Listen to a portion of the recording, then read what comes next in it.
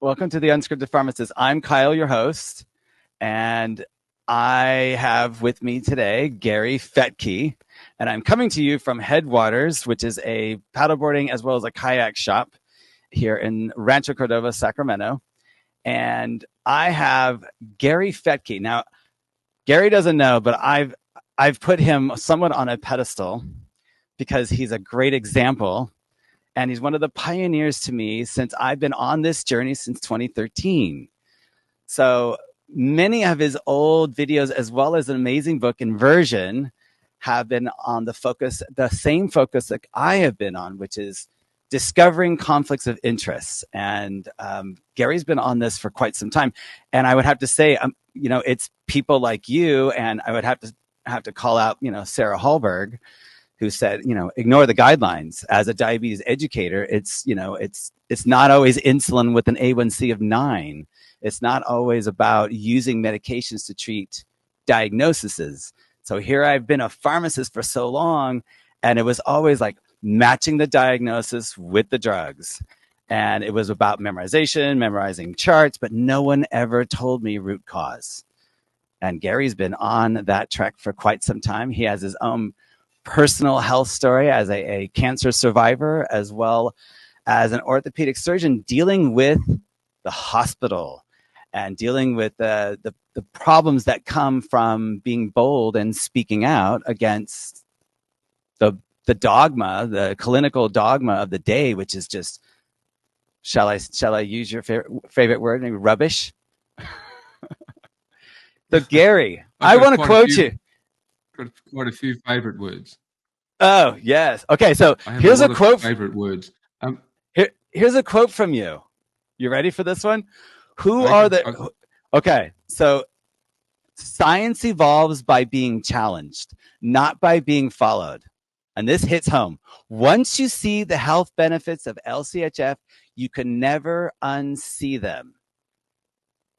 Tell me, what does that mean to you from a personal perspective and professional perspective? Well, first of all, you should get a real life and take me off the pedestal, okay? Hopefully after our discussion, you'll realize that I'm just like Joe Blow. You're bold and courageous. A bold and courageous person is a superhero. Yeah, so I just think that I've been trying to do the right thing. I know I'm not.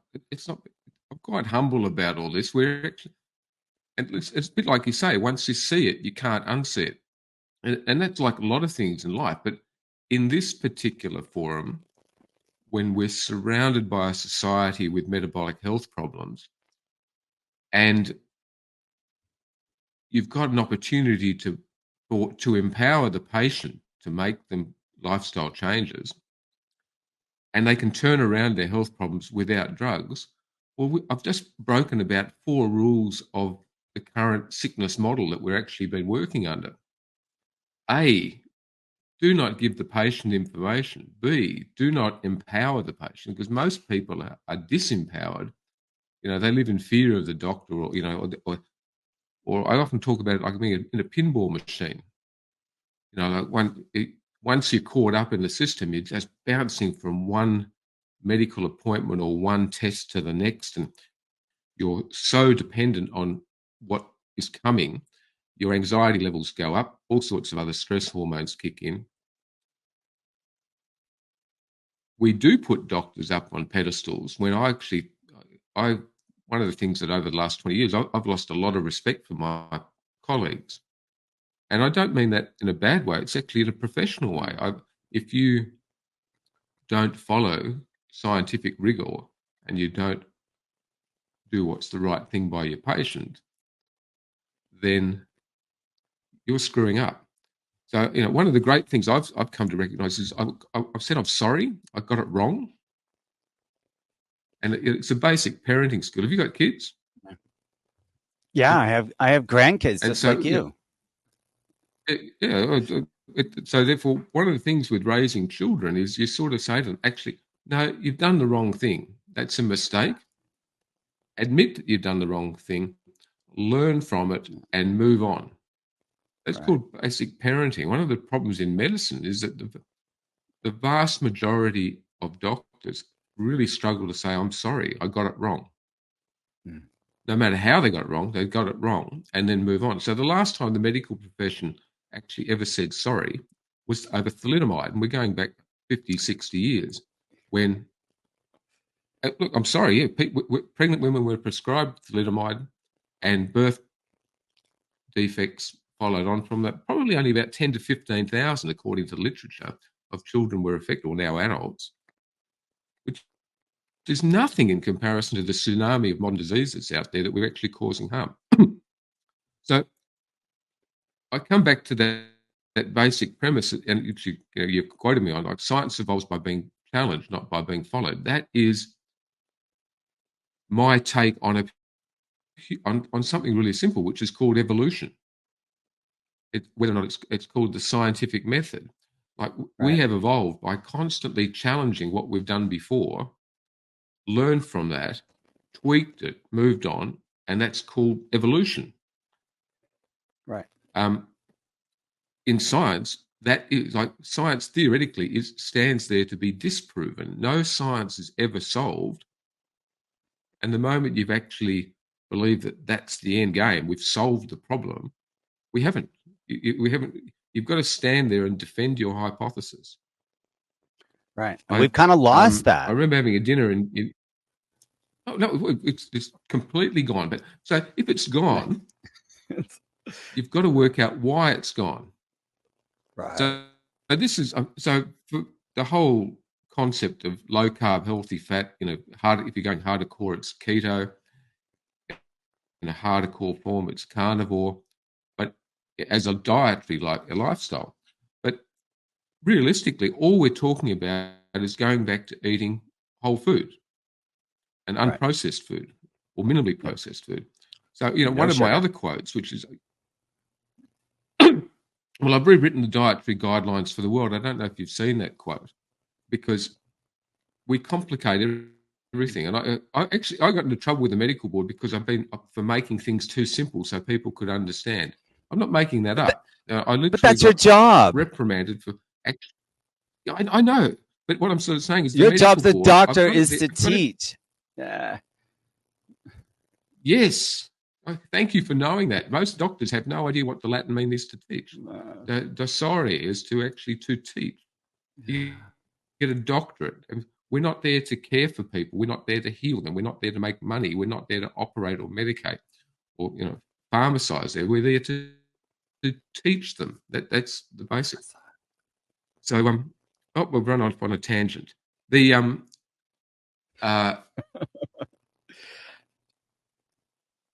yeah, so I can remember having this dinner in New York with I won't mention their names because I don't want to.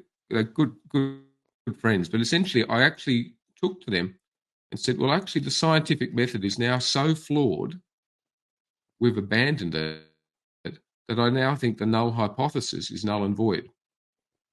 And it went. They took the bait on that, and it got quite a heated discussion for about 10 minutes. And then Belinda, who was sitting beside me, said to the guys, "He's from Australia. He's just baiting you, and you've taken the bait. Everyone settle down." But to be fair, I'll still take the argument. I actually do think we've thrown the scientific method out the window. So that's really interesting because I call it, there's a talk of mine on YouTube, and I gave a similar presentation to a few hundred medical students a couple of weeks ago. Nice. And they had open minds, which I was delighted to see. But essentially, it's the failure of our medical education. So if we've completely abandoned holistic health, and we've and I'll say almost completely, we talk about, lifestyle and all that sort of thing, but realistically, we've abandoned that. A lot of our work's been to try and work out why we've abandoned it and how we abandoned it, and that's where you come back to vested interests. And when you find out that, I call it generational education, the problem is for you and myself is that we believe our teachers, and they believe their teachers, and they believe their teachers before them. So that most of it, the ailments in our sickness industry actually date back to temperance movement ideals in the mid-19th century. So the start of our downfall goes all the way back to that time frame. And so therefore you can sort of see, once you understand history, well, you don't repeat it, which is what society does all the time, but the history of our medical education, in fact, so 1910, have you heard of the Flexner Report? Oh yeah. Yeah, I'm totally with you on the Seventh-day Adventist involvement in the food pyramid. This is you know what though? I don't think that too many people really know this. And that's kind of why we're here. Because I don't think people realize that we've been following the Garden of Eden, no blood shall be shed diet since the beginning, and we've had no clue. So this is Belinda's wheelhouse. Oh yeah, well, the animals in the wild don't have dietary guidelines. You know, they don't. They know what to eat. Bad animals unless they've actually. Yeah, they know what to eat, and they've really gorged themselves until they start raiding human rubbish bins. Yeah.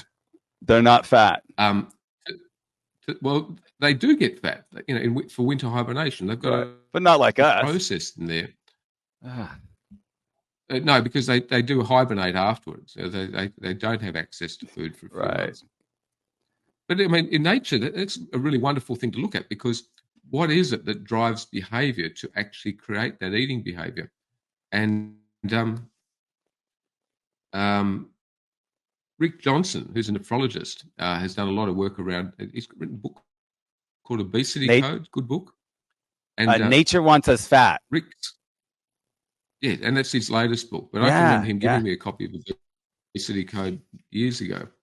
But essentially, in nature, we're driven. So in hibernation, we actually once we start burning off our fat, and just when we start to burn protein, that's enough of a stimulus with rising cortisol levels to wake us out of hibernation. We then go on a frenzy to try and start foraging for food. And then as you head towards going into hibernation, that's the time when our fruits get on the trees.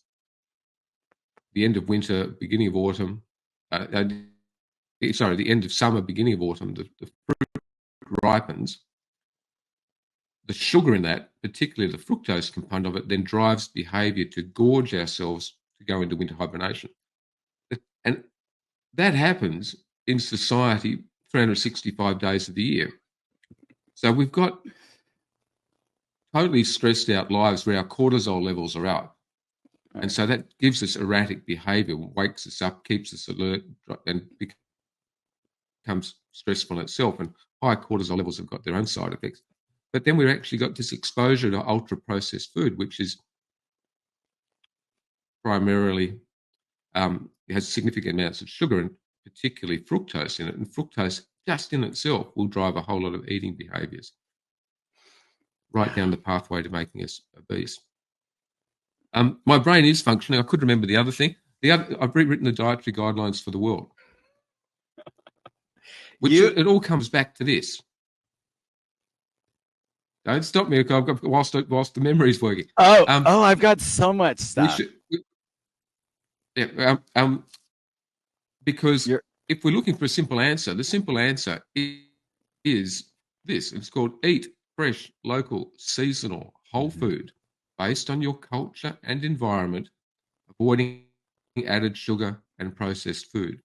That is the evolutionary diet. As Ken Berry will say, it's the proper human diet. It's actually, when you break that down, I've described LCHF, I've described a ketogenic diet, I've described a carnivore diet. I have not described the standard American diet, Australian diet, that food pyramid diet. And I don't know if you've heard me say, if you eat by the food pyramid, you're going to die by the food pyramid. And along the way, you're going to look like the food pyramid. Yeah. And you're going to keep grazing. Animals graze on grains, that's on paddocks and whatever. Which path you want to go down. I mean, the trouble is that damn food pyramid, and that, which is the basis of, even though they've changed it to the food plate in the US and they've changed it to the dietary guidelines here, healthy eating guidelines, it's still based around a significant amount, if not the majority actually based upon cereals and grains and highly processed food and an avoidance of fresh, local, seasonal. Whichever plate you're looking at, whichever guideline, and I've actually said, in the Australian one, I've actually said, you need to send out a search and rescue party to find the meat on the Australian guidelines one. Like it's so hard to find it. In cities. Whereas processed food is literally shotgunned across the whole lot. Absolutely. So if, and I talk about that analogy that will look like the food pyramid and die by the food pyramid. The trouble is, since we've introduced those dietary guidelines and our predominantly leaning towards this food pyramid, which was completely manipulated, the information behind it, we have gotten fatter and sicker as a society. And, one of the things that the system, the dietitians associations, whether or not it's the US and Australia, Canada, South Africa, England, have all said, it's because people aren't following the guidelines. Well, I've got great data out of the US comparing our food intake in the 70s and in the teens. 2019, I think, was the last data. And we have, over that period of time, followed the dietary guidelines. We have decreased our intake of red meat. We've increased our intake of fruit and vegetables and cereals and grains and nuts and plant foods. And it's just gross data. Those have gone up and those have gone down. And so we have, as a society, or particularly in the US, that's where the best data comes from on this, followed the dietary guidelines. And yet, what an abject failure. Fatter, sicker, metabolically unwell, polypharmacy, multiple drugs, multiple complications. Take one drug, get side effects, take another drug to prevent the side effects of the other one. And you'd be well aware, the whole origins of the pharmaceutical industry, not just Flexner, Carnegie, Rockefeller in 1910, but they develop these drugs, find out that they've got complications, and as a result of the complications, market those complications to become the pharmaceutical drug of choice for that condition that needs that complication. Yeah, I think you and I have done some significant damage to the pharmaceutical industry. I wonder how many surgeries you've prevented, how many prescriptions are not filled. I mean, I hope that you and I can someday put a dent in this profit that they've continued to share with. It's hard to put a figure on. I'd like to think of tens of billions, but I know at least of millions. It's expanding. The Australian Breakfast Cereal Manufacturers Forum used to meet every 3 months at Concord Golf Club and sit down and discuss industry tactics. So here in Australia, that included Kellogg's, Nestle, Sanitarium, Freedom Foods, and the head of the Food and Grocery Council. And they'd sit down and discuss. So, everyone says, the meat industry is powerful. No, that's literally just like herding cats. No. So many different bodies. They are not organised. Yet we've got the breakfast cereal industry literally sitting down with their CEOs and their chief legal officers and having lunch every 3 months to work out what's happening with the market. In some of those documents, which we're not hackers, but they literally fell out of the internet. Really? Were the minutes there saying, in Australia and New Zealand, breakfast cereal sales are down because of the concepts of low-carb, paleo, keto. And Gary Fetke. And we are therefore should target these 7 people, of which I'm the only Australian doctor on that list. So part of me is very proud to be on that list. The other part of me is SHIT scared to be on that list. Yeah, but it changed your career. Translate. I mean, this has been a huge silver lining for you. Philosophically, yes. I think we've been able to, and conversations like this, Twitter, social media, YouTube, means that I actually reach more people every day through social media than I do in a lifetime of surgery. And I went to Right. a retirement do for one of our team, our plaster technician. No, I went to that last night, and he said, "Do you miss surgery?" And I went, "Yes, but I think we're doing greater good." Cool. Yeah. Like he said, Preventing them. look, he was very kind. He said, "Look, I was a great surgeon," which is very kind because when you're a surgeon, you're just trying to do your job. The great thing I've taken out of surgery is arrogance, because you've got to be arrogant to be a surgeon. You've got to back yourself. And the thing and I don't mean that badly, because it is a lifetime of actually backing yourself, that you've got the surgical skill to do something with your brain and your hands, to actually, because you're isolated in an operating theatre. You've got to back yourself. It's one of the great things about all this low carb stuff is I kept coming back to the biochemistry. I was right. You can't argue with biochemistry. And so I was arrogant / naive enough to keep going. I'm not stupid, but I'm clearly naive. I thought all of this was going to be over in months when I worked out the fructose metabolism pathway. So probably I am stupid. It's literally, this is so, as you come back to it, once you see it, you can't unsee it. Right. And I couldn't work out why my colleagues kept operating. Like if we actually reduce sugar and carbs, most osteoarthritis symptoms, particularly of the knee, get better. So I'd get my patients to go low carb keto. I'd say, "Okay, I'll see you in 8 weeks." And the majority of them had such a symptomatic improvement that before they lost weight, that they didn't need the operation.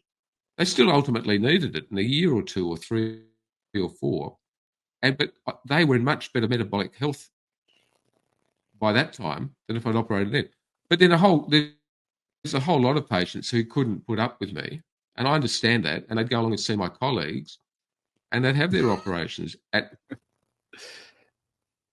Okay. 250 pounds and Right. and Your and criteria struggle. was very different. Your criteria is very different for who you would do surgeries on. And so this is a concept that I think this is coined by you, and that is that people are training for their knee replacement, right? Hmm. Where I get it. Yeah, I'd say what does that mean to you? joint replacement's big surgery, and it's fabulous. In the 20th century, it was deemed the hip replacement was deemed the most beneficial operation of all medicine for taking people. And I've had my hips replaced. I finally had mine done, despite good metabolic health, when I could not walk across the waiting room, and I had to walk our daughter down the aisle 3 months later. I could not walk 10 meters. I rang up one of my colleagues, said, "Okay, let's do it." He said, "Okay, well, one of the good things with orthopedic surgeons and mates is you can ring up and they can shift things around and you get things done." Nice. That is helpful. But so a lot of people said I'd make my patients suffer to get across the lot, and I said, but when you get there, you are going to need the operation, you're going to want the operation, and you're going to be metabolically well, and you're going to fly through it. And as a result, I ended up with a low complication rate. But some patients said I made them, I play golf, which I find is a fascinating game. You might meditate out on the wakeboard, but I'm actually meditating on the I don't golf know course. how, because it's got to be so And frustrating. No, it's actually spiritually cleansing when you hit the ball properly. But I regularly see people out on the golf course who tell me, "Oh, I'm going to have my knee replacement next week." And I said, "What the hell are you doing out here?" And I said, "If you can," I get into trouble with my colleagues. I said, "If you can get around and play 18 holes of golf, You don't need a hip. walking, even in a cart, cancel your operation. Just cancel it." You're not bad enough. Oh no, it's really sore. It's not bad enough. And part of that is coming all the way back to obesity, diabetes, complications of surgery. For many years, I had a practice of cleaning up all the deep infections and complications. And over my right shot, right there, you can see there's a golden toilet brush. Yeah, I see that. And I very proudly have that in my life because my registrars, called residents in the US, they gave it to me because I got to clean up all the of my colleagues. Yeah. Yeah. And I think, if after 30 years of surgery, the registrars, the trainees would send patients that they didn't know what to do to my clinic. I don't know if I heard my clinic's was called Fetke's effed up fructose-free fungating foot volley Fridays. Friday, that's today. And I never quite worked out what effed up meant. I'll help you. But so I would regularly get patients with complications. So like I'd say to people, if you had a knee replacement and you've got diabetes and you're obese and your diabetes is out of control, are you willing, I know you're booked in for a knee replacement, are you willing to have your leg amputated? And they said, stop being dramatic. I said, no, I'm the guy that regularly amputates legs for the complications of deep infection and joint replacement. If a joint replacement goes wrong, there will be someone out there who knows someone who's had a joint infection go wrong. Ooh. It rarely kills them. It just makes their life a complete and utter misery. They become dependent on the system, multiple washouts, multiple deep operations, antibiotics forever, the complications of antibiotics, drugs, hospitalization. It is a misery. So I felt quite strongly about saying, okay, let's optimize the patient before. So it's interesting. I gave a talk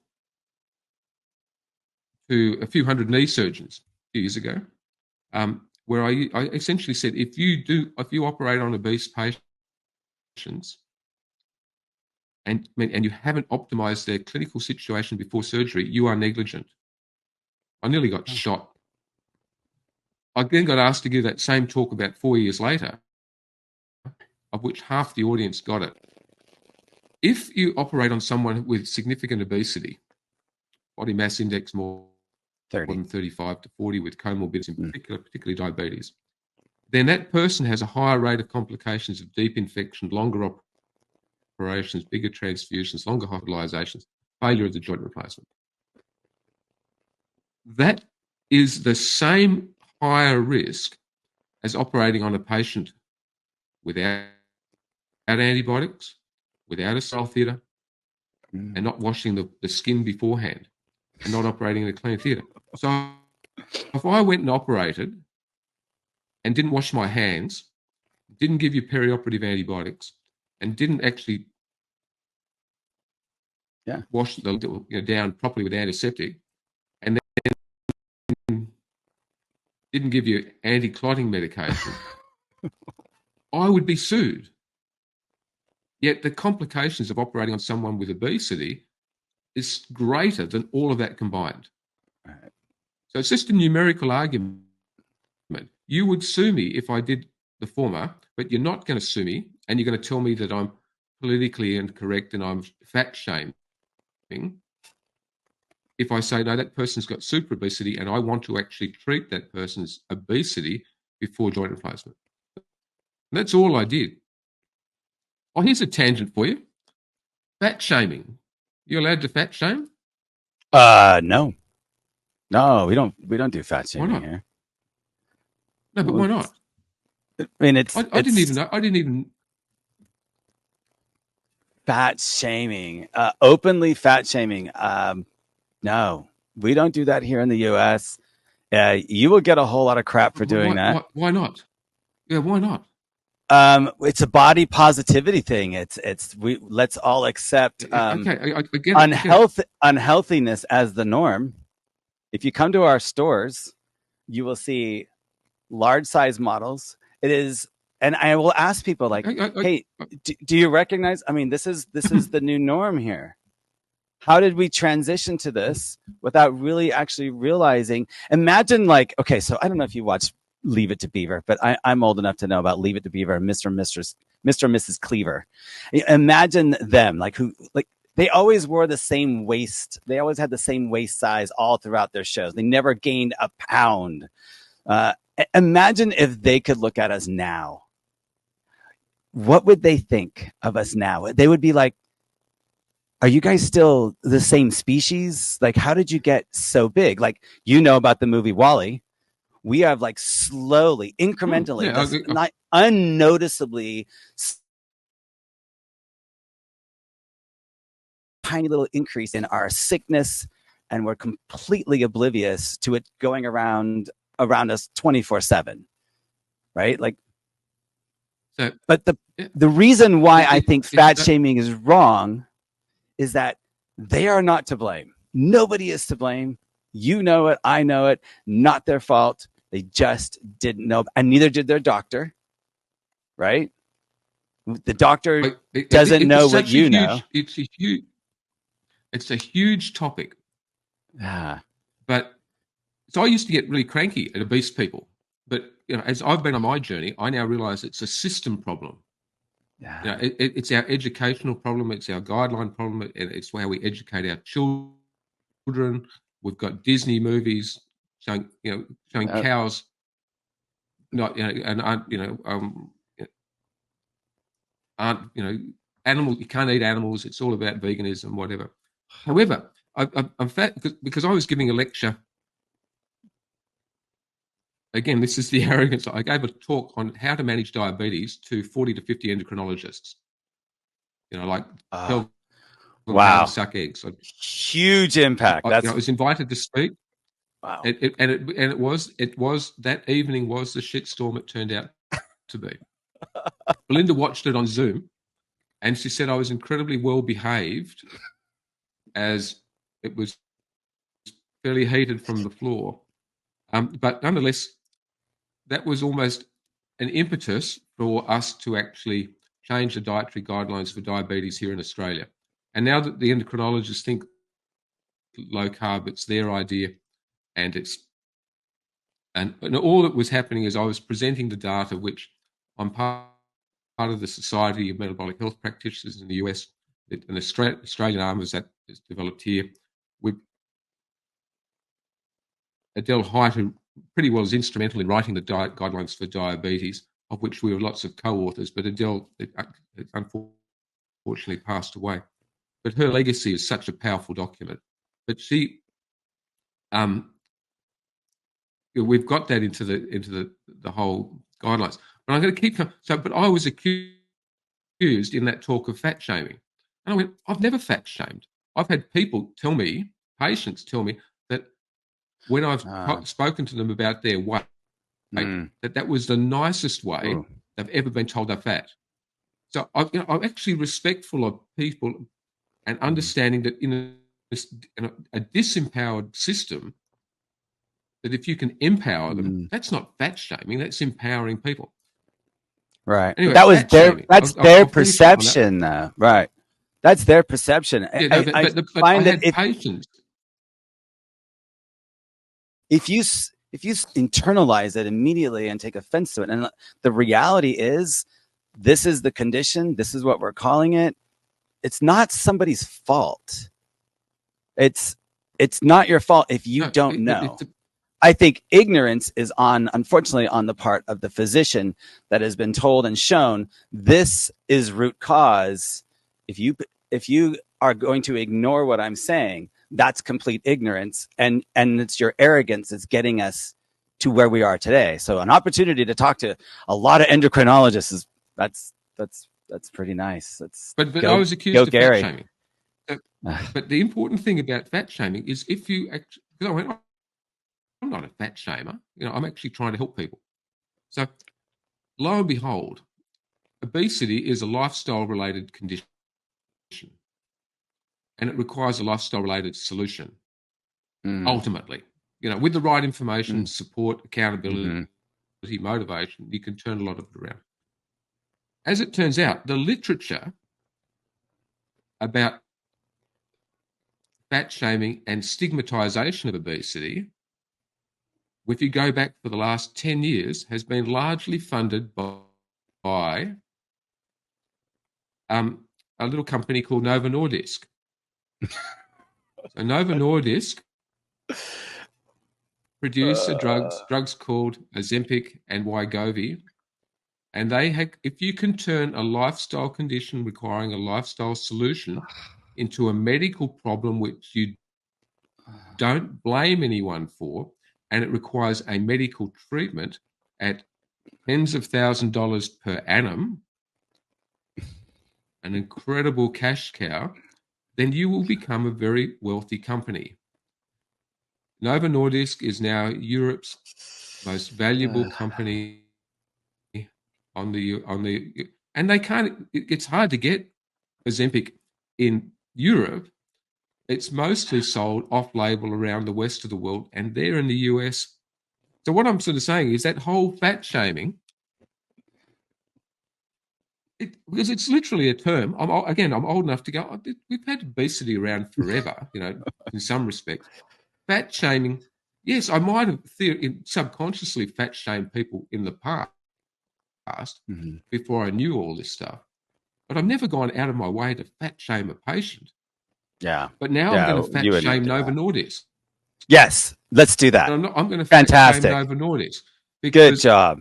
Again, once you realize that this is disinformation, which has become part of our culture, and I wasn't setting you up for it, because fat shaming's bad. I agree, but the concept of it, and the materialization, and the medicalization of it, and the pharmaceuticalization, which is not a word. I like it though. Comes down to a pharmaceutical company that's selling a drug off-label and I think Ozempic's a terrible drug in diabetes management. Yeah, I think it's doubling down once you start using it in obesity. Yeah, because every single medication in diabetes is there because of the carbohydrate you eat. It's either about reducing the glucose that comes into your body, peeing it out, pooing it out, or shifting it around. If you don't eat it, if you don't eat carbs, of which there's no biochemical requirement for it, based on science, then you don't need the medication. And every single person who goes low carb with their type 2 diabetes, and predominantly type 1 in a supervised fashion, has a reduction in their medication use. Yep. And if you don't do it, if it doesn't work for you, then you're not doing it. I mean, it's one of Eric Westman's comments. I mean, Eric, if low carb is not working for you, you're not doing it. I'm a bit kinder. You're not doing it, right. If your triglycerides don't drop like a rock, then you're not doing it. That's kind of my rule as well. And if you're not in ketosis, you're not doing it either. Right? I want to get back to Novo Nordisk. Yeah. Oh no, I finished for them because just a little company. Oh, come on! How did they ended up on our 60 Minutes here? The puppet. Oh, can I say this? A certain person. It's all money. Yeah, she said it was genetics. But how did you get on 60 Minutes and 60 Minutes didn't do their homework and know that this particular obesity doctor was going to say this, that it's genetic, and she just took significant amount of money from Novo Nordisk, and she got on 60 Minutes and she's telling the world that, if your parents are fat or obese, you will be obese too. There's nothing you can do about it. No, that's because you've got, for a couple of generations now, we've been eating breakfast cereal. Yeah. And so it's a generational eating habit. It's not a generational. I recognize there are epigenetics and whatever, but that's just a cop-out clause. Yeah. Because even if you've got bad epigenetics, you can, even if you've got bad genetics, a bad family history, you have the ability to put the right fuel in your body to minimize the effect of that genetic predisposition to whatever. And I'm not saying you cure every single genetic disease, but the ones that are related to metabolic health or have implications in metabolic health, genetic, epigenetic, are going to benefit by having good metabolic better metabolic health and putting the right fuel in the body. Right. Absolutely. Most people And I would love to pay no say attention to what fuel. movement is medicine, right, Gary? Can I say that? Or am I? Ooh. Oh, do I have Yeah, to? you can, but okay. Well, you've got to declare your conflict of interest if you're going to say that. Oh, okay. All right. I just received thousands and Okay, millions so of dollars look, from I'm a great believer Coca-Cola of, to say that. yes, you know that. You know the origin of exercise as medicine. Makes me furious because Exercise I as say it medicine was myself.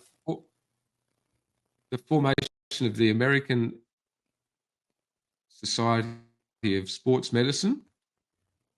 Had their initial funding from Coca-Cola, which is, back to the Olympics and, health washing their message once again. And they had their seed funding and Coca-Cola patented the term exercise as medicine. Makes you sick. Bastards, Hey, how about also Coca-Cola's involvement with ILSI, International Life Science Institute, this nonprofit institute that basically challenged and had this sugar sweetened beverage tax repealed in Mexico. And ILSI is basically just Coca-Cola's nonprofit arm. Well, ILSI was started by Coca-Cola. There's significant funding initially, and right across the world.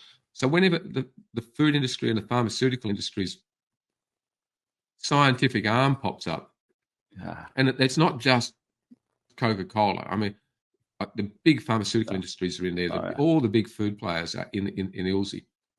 And it's their science washing of messages. It's like the fat shaming. I haven't, off the cuff, I haven't tracked Novo Nordisk, ILSI fat shaming. They're the same players using the same tactics over and over and over. And it's the same thing. We blame the tobacco industry for all of their nastiness and suppression of the information about tobacco. Do you know who taught them that? Yeah. Coca-Cola. So if we go back to the perils of sugar, cocaine, and Coca-Cola were noted back in the early 1900s. And Belinda, off the top of her head, will give you the name of the person who was trying to drag that through Congress. And ultimately, he was smashed so much by the system and the money and the paybacks that he actually resigned from Congress and started writing articles for women's magazines about the perils, because he realized he's not going to get it through the government. So he started writing articles about the perils of sugar in women's magazines because, again, without being sexist, they were the ones who were reading about what food to put on the table. So again, you've got to work these back. So the concepts of social media, even back then, have meant that we've actually been able to gain traction.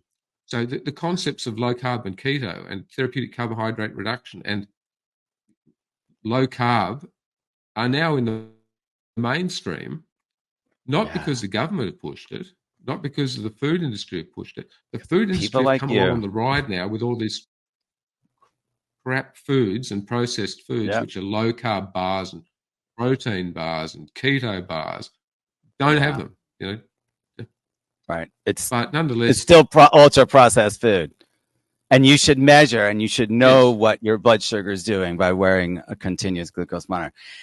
What do you think of the new DGA for 2025? You've seen the list. So I think it'd be really, this is just me, but I think it'd be really hilarious to sit down with you and Belinda at dinner and we were talking about, what did you find today, honey?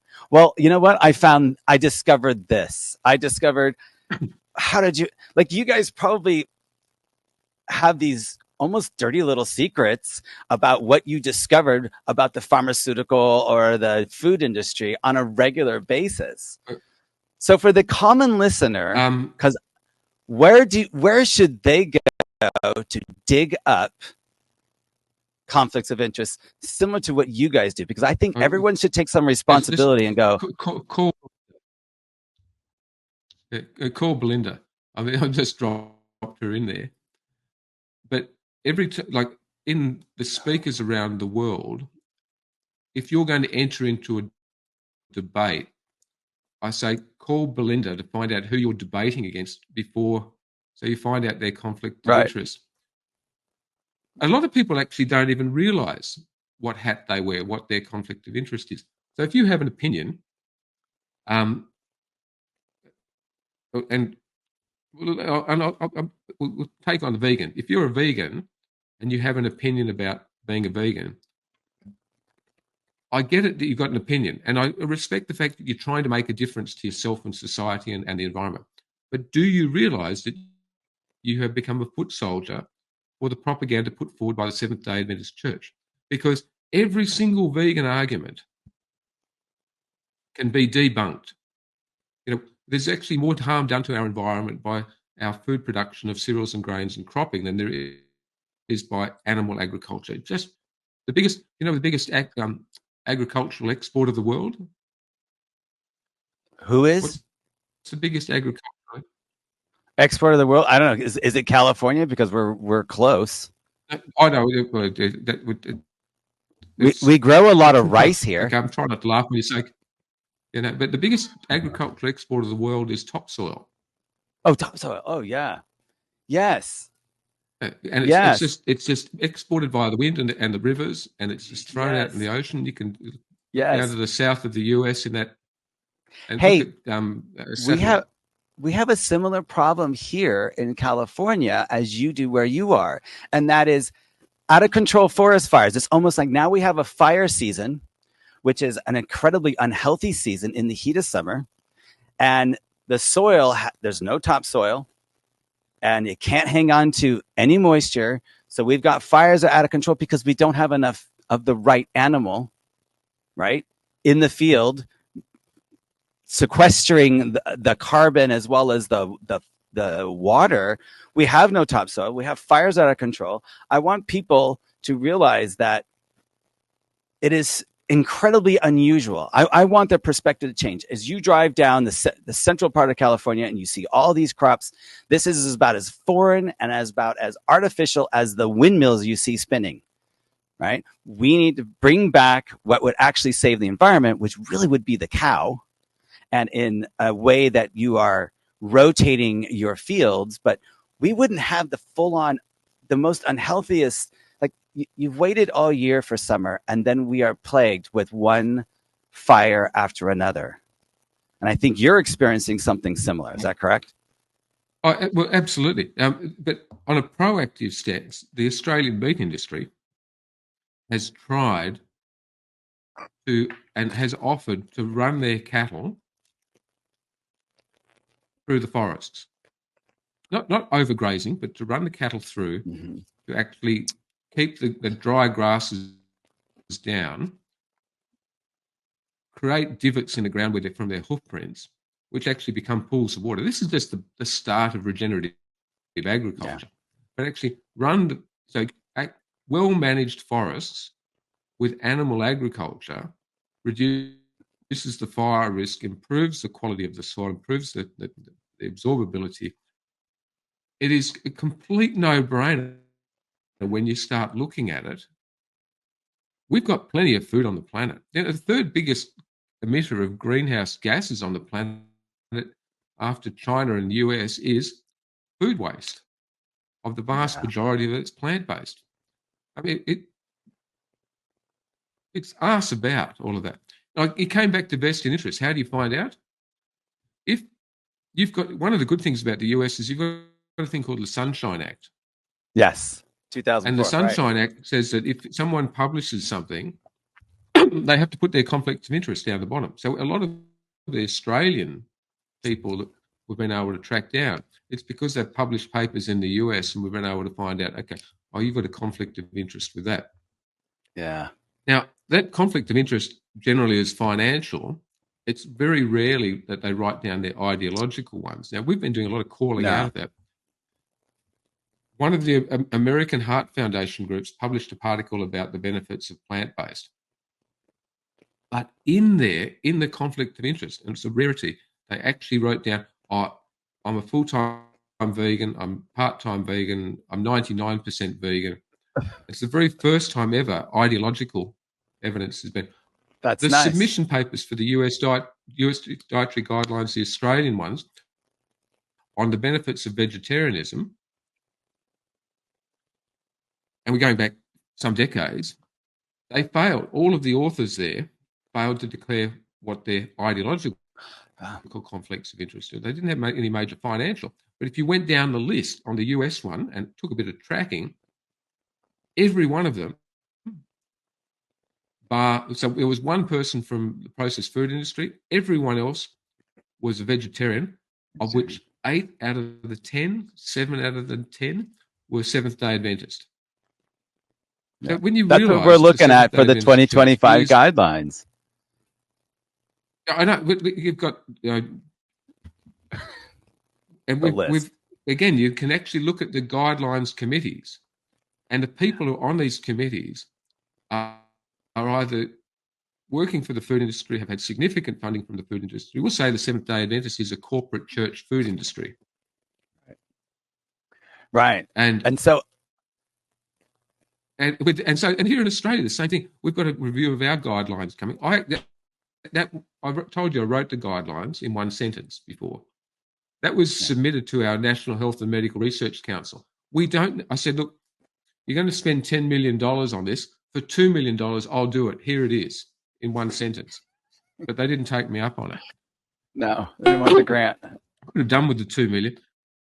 But every person who's on the Australian committee, bar one, has got funding conflicts that go back for decades to this whole sickness industry model that we've already got. The same thing goes with the US dietary guidelines. So Nutrition Coalition, Nina Teicholz and her crew, all you can do is just keep pointing this out. Yes. The guidelines are flawed. Here's one good thing about dietary guidelines is they are irrelevant, because dietary guidelines are for healthy people. Oh, yeah, it excludes 90% of the population. Dietary guidelines. Yeah, they want to make it more complex. It's 92.7% of the US population are metabolically unwell. Yes. So the guidelines are only applicable to barely 7%. So a lot of and trouble is dietary guidelines determine what people are educated with, what food served in the schools, the hospitals, the nursing homes, the defence forces, and the prisons. Yeah, and the US defence forces are struggling the same as much as the Australian ones. As they've got increased weight problems, obesity, metabolic health, and so I've taken the different tack of saying, okay, let's embrace the dietary guidelines and dismiss them because they're not relevant. So if we then end up with a specific dietary guideline for diabetes, for instance, then that's good, because we've got a dietary guideline for 2/3 of the population who've either got diabetes or pre-diabetes. So we've surreptitiously introduced a dietary guideline which is actually condition specific. But guess what? Right. The dietary guideline is for mental health. Something completely opposite. It's exactly the same, low carb keto. Right. No, it's exactly the same. But what we do is we literally just change it. We change the heading. This is a dietary guideline for mental health disorders, and change the references. This is a dietary guideline for chronic renal disease, but change the references. Right. Inflammatory bowel, right? Autoimmune, everything. Yeah, I like it. And literally, that's what the Society of Metabolic Health is doing. You've made progress, though. Australia's making progress. I'm impressed. I didn't think it was going to come from a regulatory agency. If you were to look into your crystal ball of the future, what do you see? Is this going to be like consumer driven and consumer demand that's going to say, hey, we want more low carbohydrate. We need more animal based foods? Because I don't see it happening any other way, but you might have more experience in this field because you've been trying to influence policy. We've been supporting grassroots, influencing policy. And I was surprised, but policy literally fell over. And COVID was good in a strange way because certain meetings were occurring. And there were people that we were working with that were inside those meetings, and you could, inside of a meeting, they could turn off their microphone, turn off their camera, and give me a call or give Belinda a call and say, "You wouldn't believe what so-and-so's just said," and then we'd be able to give them the background information or call them out on this, call them out on that. So they'd turn their microphone back on, turn the camera back on, blah, blah, blah. And we go, yes, okay, screwed you. It's a win. You just called them out. So, look, it's been a lot of hard work, a lot of frustration, a bit of fear. Like you actually saw, Belinda and I actually, had that conversation. Well, before 2017, I can give him at CrossFit giving a talk on the vested interest. Greg Glassman asked me to come and speak. He asked Tim Noakes as well. And that was the very first time we called out religion in this whole, it was a talk called The Central Role of Nutrition and Everything, which is talking about food, environment, politics, health, education, communication. And it's once you actually realize that nutrition has been completely manipulated by vested interests for 100 years, and then you can see how, I'll argue that, that environmental disaster of our loss of our agriculture soil actually comes down to, bad guidelines.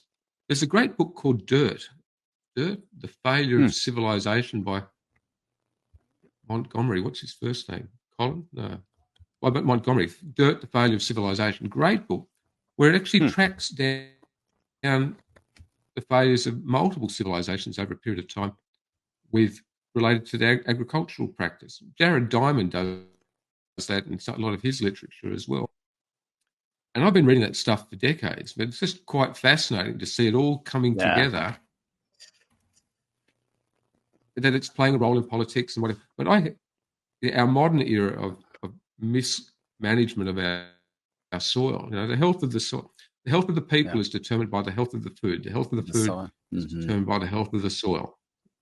It's just an extrapolation of a Teddy Roosevelt quote. And that's why we're always so hungry and hungry for more, because we're not getting the nutrients. We can't stop the hunger because it's like we're not feeding. Our fertilizing practice, particularly potassium going to the soil, binds to magnesium. So the grasses our animals eat, the food that we eat that comes out of the soil, is deficient in magnesium. So that's one supplement which people might need to be taking more of. Yeah, we're quite deficient. Most of your patients in the hospital, I'm sure you tune them up a little bit before surgery by giving them potassium, magnesium that they're typically deficient in, and we're not taking enough of it. Oh, look, the amount of improvement, and I'll look more at diabetic foot complications, because that's really the end stage. And I would say, I got into trouble. I would prescribe two eggs and cheese on the medication chart because they couldn't get protein in the hospital. And I'd say, if you actually, I'd say, here's the breakfast menu. Show me the protein. Yeah, I would tell the diabetic. Yeah, I would tell the diabetic patients, ask for extra protein. Make sure you get your. Imagine. Well, don't ask for protein because I'll give you a hot tip. I've just seen the dietary advice for the Australian Olympic swimming team. Have protein in the form of plant-based garbage. I mean, you just got. There's one slice of ham in the document. I can think of a small child in my family that really didn't do well on pea protein infant formula. Ended up with a liver biopsy. Not good. Yeah, it's no. Plants just will always be deficient. We just have to get that into our head. It's going to be devoid of all the nutrients that we need. Well, it's really simple. Like in nutrition, you need a complete. You need what's the definition of a healthy diet to me? You need to have a complete set of essential proteins. You need Amino to have acids, a right? complete set of essential fats. You need to have a complete set of micronutrients, vitamins, and minerals. You do not need a single carbohydrate. There is no biochemical pathway in the body that is dependent on ingested glucose or fructose. Yes. Fiber is a myth. Yes. You're so right, Gary. By way of example, 2 or 3 years ago, there was a press release by the Assistant Minister of Health here in Australia, federal thing, talking about the benefits of fibre and that we needed to have more fibre in our diet. And it was a big press release. But at the bottom of the press release, it was written by Kellogg's. Yeah. So we've got our federal minister sprouting on about fibre, but it's been written by the breakfast cereal industry. We've got the breakfast cereal industry. We've got them on sugar. We've got them on carbs. Right. Their last bastion of defense is fibre. Right. I have a personal belief, I can't believe it, this is a non-scientific statement, but a lot of research and volume of information and volume of noise and media around the gut microbiome, I suspect comes from the cereal industry promoting fibre. I'm not saying the gut microbiome is not important, but it is a byproduct of what we eat and what we ingest and what chemicals come into our body. And a healthy gut microbiome will be healthier if you don't put crap in it. Yeah. And so all I can say about that microbiome is prove it. Good luck. You're never going to, it's going to be almost impossible. You have no idea how many organisms are doing, what's the right ratio. Like, if fiber was so essential, carnivores would never survive. People that are on a ketogenic, low fiber, I'm on a zero fiber diet now, and I've never had better bowel anything until recently, until I got rid of the fiber. I had no idea. But you're right. It's just this is healthy, and it doesn't add up. Well, and if you don't believe it, just I did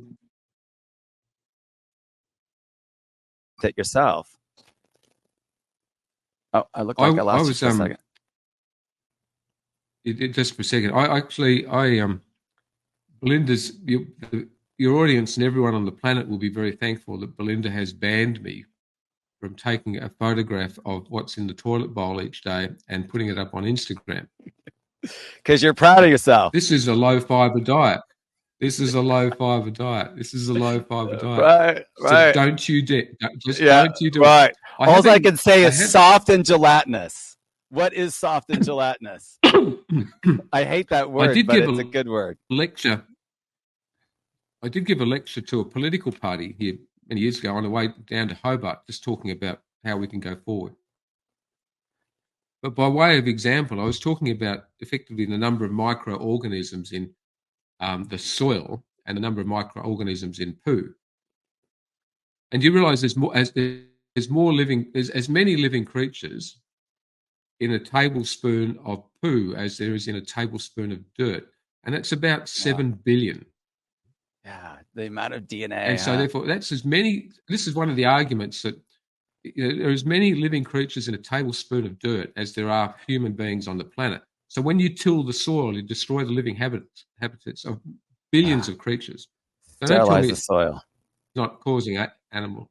But to prove that, I stopped on the way down to Hobart in a paddock on a fence and climbed the paddock fence and got a fresh, big cow turd. You know? Honey, hold this. Belinda was with me. It's in the like in a plastic bag, and then inside another plastic bag, and then we had to drive down in the car. And Belinda's gone. She's told me I've lost the plot, but I used it as a prop in the lecture. My only piece of advice: if anybody goes to the Royal Hobart Yacht Club, which is where I gave the talk, don't have soup, because I used one of their soup spoons as ladles. the prop to actually the fresh cow poo. My gosh. Hey, we got to wrap it up. So I feel bad because we've gone over an hour. Okay. And I want to talk to you some more, but this has been a lot of fun. Thank you, Gary, for coming on this program. This has been incredibly enlightening.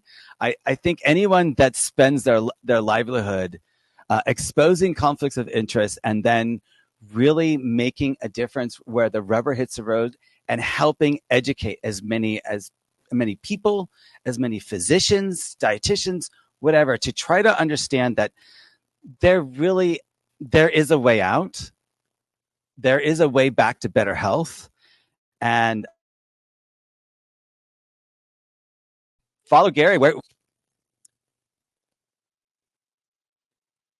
Instagram. I just lost you there for a second.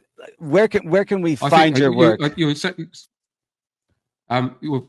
you for your kind words. I don't know if they're warranted. We were just doing what we thought was right. Yeah, I like that. That sounds good. And I was raised with that. And Ronald Reagan once said that he wasn't smart enough to lie. Great quote. So if you just tell the truth and you stick by it, right, it's very hard to remember lies. So, right. I mean, it's too complicated otherwise. Found out with where the truth is. Just tell the truth, stick to it. And so we think we've done the right thing, and we think we're more right than wrong. Most of our look, I'm on Twitter. I sort of understand Twitter. We've got a little bit of exposure on Facebook, Instagram. We're not doing nearly as much as we were before. Most of the stuff, my talks, Belinda's talks, are mostly on YouTube. A lot of stuff we do now is have a chat to you, because you're going to have a different audience. Right. We're trying to get outside of the whirlpool, outside of the bubble. Interesting, I do some talks with the crypto people, because they can think outside of the box, and they're thinking future. Again, it's anybody who's, as I often say, I don't know everything, but I do have an opinion about it. So it's, I'll live by that philosophy. If you're silly enough to ask me to come on here, Kyle, then it's your problem, okay? Oh no, this has been fun. And sometimes I get accused of polarizing people. I go, okay, but once you actually polarize a topic, you can actually start working out where you stand on it. Right. And so you don't have to follow us. You just educate yourself. That's what people I say to people. Go forward. Whilst you can, and whilst the internet is still relatively free, there is a breadth of information out there. But watch for the conflicts of interest. If someone's saying something which doesn't make sense, doesn't resonate with you, are they wrong? Right. Are they misguided? Do they know that they're misguided? Mm-hmm. And I think, but most important, keep challenging yourself. Challenge everything. You got the email from me. Science evolves by being challenged. Life evolves by being challenged. Right. You evolve by challenging yourself. That's very true. And that book of mine, the final comment, I suppose, is only dead fish swim with the current. I like that. I like that, because I feel like I'm paddling upstream half the time. Thank you. Thank you so much, Gary. This is truly alive when you. Yeah, you find out what you got in you. Thank you so much, Gary.